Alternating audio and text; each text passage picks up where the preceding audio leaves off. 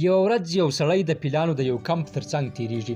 حیرانېږي چې څنګه دا دومره قوي حیوانات نه په پنجرو کې ساتل سوي او نه هم په زنځیرونو تړل سوي.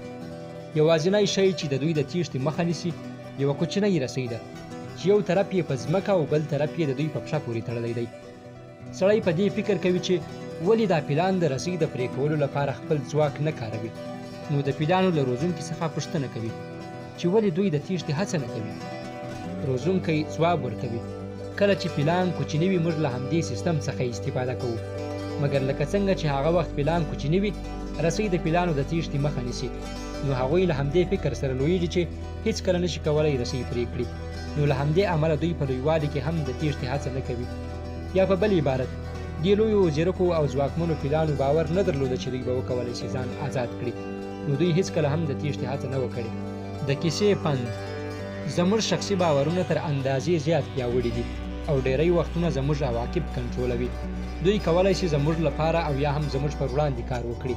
خپل محدودونکي باورونه وپیژنئ تر څو وکولی شئ چې د هغوی په وړاندې فشار راوړئ.